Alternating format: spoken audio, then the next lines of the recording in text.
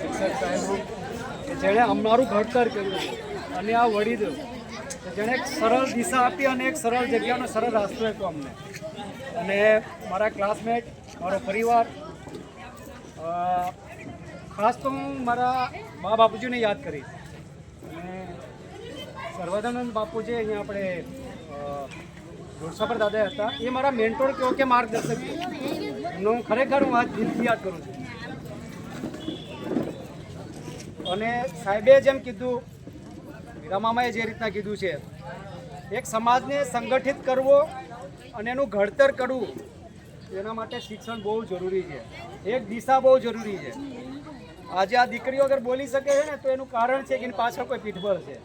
એમ એક સૈનિક બનાવવા માટે પરિવાર, ભાઈઓ બધાનો સાથ હોય જ છે.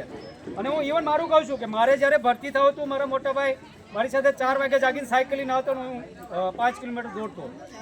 પણ એક સૈનિકની ડ્યુટીની દોરાન ખરેખર જો સંઘર્ષ હોય અને એ સહન કરવું, તો એ પત્ની અને છોકરાઓ છે. કારણ કે એ રૂટીન એમને જ ખબર છે જે અમારી સાથે રહેતા હોય.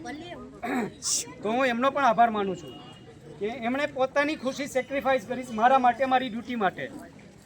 એણે ક્યારેય કમ્પ્લેન નથી કરી કે પપ્પા મને આ જોઈએ છે કે તમે મારે અત્યારે અહીંયા હોવા જોઈએ એવું. મતલબ હું મારું નથી કહેતો, તમામ જે સૈનિક પરિવાર છે એની એક રિયાલિટી કહું છું. સૈનિક બનવું આસાન નથી, પણ સૈનિકના જે ગુણો જે અંગીકાર કરવા છે ને, એ એક મહાનતા છે.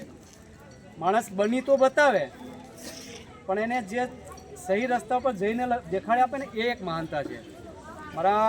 અને અમે તો લકી છે કે સાહેબની અંદરથી અમે નીકળ્યા ને અમારો એક 10મીની જે ક્લાસ હતી, એમાંથી 26માંથી અમે લગભગ 25 જણ તો વેલ સેટલ છે.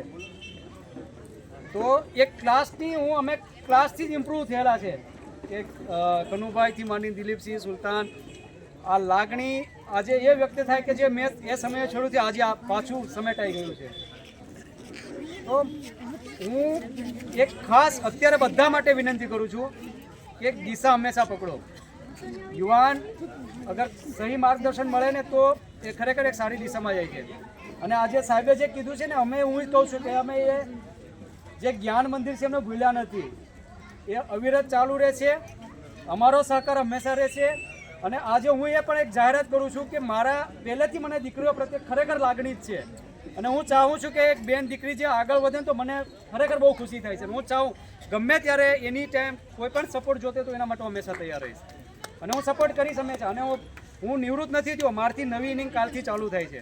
એ આ છે કે હું નવા યુવાનો, નવી બેન દીકરીઓને હું ક્યાંક લાઈને લગાવી શકું, કે એમને કોઈ યોગ્ય માર્ગદર્શન આપીને અને એક સારી જોબ પ્રોવાઈડ કરી શકું. આપણે નથી નોકરી મેળવી શકવાનું કારણ એક મોટું છે, આપણે દિશા નથી મળતી. જ્યારે હું ભણતો ત્યારે મને એક રાવળ સાહેબે, ત્યારે સ્વર્ગસ્થ છે, પણ ત્યારે મને સાહેબે મને કીધું તારે શું બનવું છે. અને હું ત્યારે 8મીનો ક્લાસ, અને ત્યારે મેં એમ કીધું હતું કે સાહેબ મારે ફૌજી બનવું. તો ત્યારનું એ માર્ગદર્શન થોડું એવું મળ્યું ને, તો મને રસ્તો મળ્યો હતો. આજે મારા ગયા પછી સનકડાની અંદર કમસે કમ અત્યારે 50ની આસપાસ અમે ટચ થઈએ છીએ. તો આ એક સંગઠન ઊભું થયું ત્યારે અને માર્ગદર્શન મળ્યું ત્યારે. હું ખરેખર આપ બધાનો આવવાનો, આટલો સમય આપવાનો, જેમ મને ત્યાંથી વિદાય મળી છે. હું 25 તારીખથી મારો એક પણ દિવસ ખાલી નથી થયો મારી આર્મીમાં. 24 વર્ષ જેની સાથે રહ્યો, એ પરિવારની જેમ મને વિદાય આપીને રડી પડ્યા, તેમ આજે મને રડવું આવે છે કે તમે મને પરિવારની તરફ સ્વીકાર કર્યો. મારો પરિવાર તો છે જ, પણ આજ ગામ મારો પરિવાર છે. તો એના માટે હું ખરેખર ધન્યવાદ કરીશ. અને મારા પરિવાર વતી હું બધાનો હાથ જોડીને ખરેખર ધન્યવાદ કરું છું. આજે સૈનિક પરિવારના માતા પિતા છે, જે અત્યારે ઓન જોબ છે, જે ડ્યુટી ઉપર છે, હું એમને પણ દિલથી યાદ કરું છું. અને એમને પણ એ જ સન્માન મળવું જોઈએ જે મને મળ્યું છે. આ જે પ્રથા ચાલુ થઈ છે, એક સૈનિક, હું હકીકત કહું છું, માણસ અલગ ફિલ્ડો છે એમાં થોડીક તકલીફ નથી ખબર પડતી, કારણ કે તમે અહીંયા જ છે. પણ 24 વર્ષ જે રામે ભગવાને વનવાસ કાપ્યો ને, એમ અમે વનવાસ જ કાપીએ છીએ. આમ જોઈએ ને તો પણ આ એક મોટામાં મોટું સેક્રિફાઈસ છે. એ દિલમાં લાગણી છે કે દેશ માટે કંઈક કરવું છે. એટલે આવી ભાવના માટે રાખીને જે અત્યારે દેશની સેવા કરે છે, એમના માટે હંમેશા સન્માન રાખજો. સન્માન બધી જોબ માટે, બધી નોકરી માટે હોવું જોઈએ. પણ આ એક પ્રમુખ છે એમ કહું છું. તો ધન્યવાદ. બહુ ઘણો સમય લઈ લીધો અને ઘણા સમયથી તમે બધા મારી સાથે જોડાયેલા છો. તો ધન્યવાદ. સાથે માફી પણ માંગુ છું. તો થેન્ક યુ સો મચ.